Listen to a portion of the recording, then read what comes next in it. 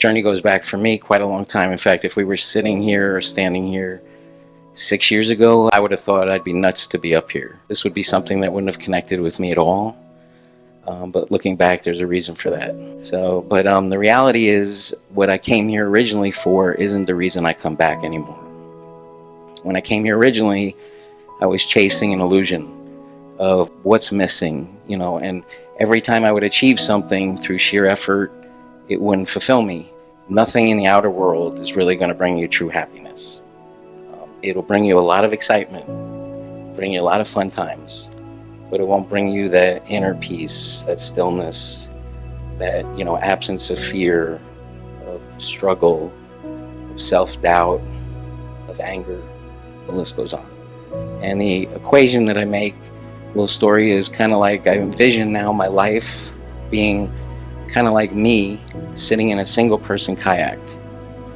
And I've got my helmet on, and I'm in the rapids, and I've got my double-sided oar, and I have my head down, and I am paddling with both sides of that oar, right? That paddle as hard as anybody's ever done it. And I've been doing it for years and decades, and I'm going and I'm making progress, but I'm exhausted, sheer exhaustion.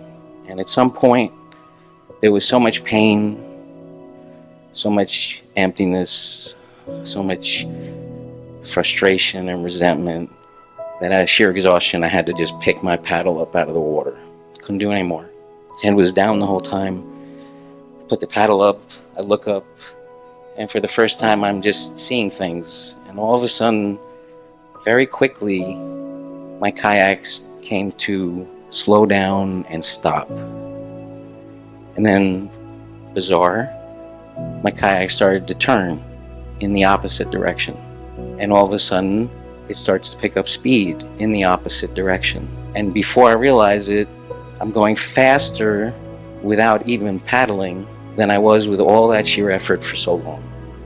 And now I realize I need to be aware. I'm going so fast and I'm not in control.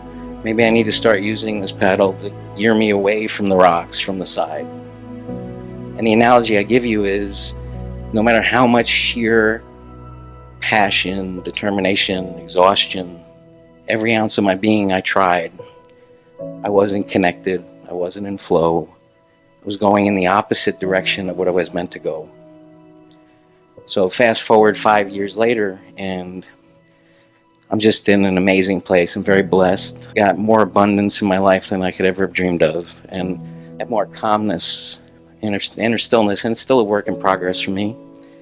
But it's such an amazing thing to see when we talk about manifesting abundance in your life, making great choices, not living out of fear, not beating yourself up. This has been maybe the most powerful. For me, it's been the most powerful. And if you know me, I've done all of it.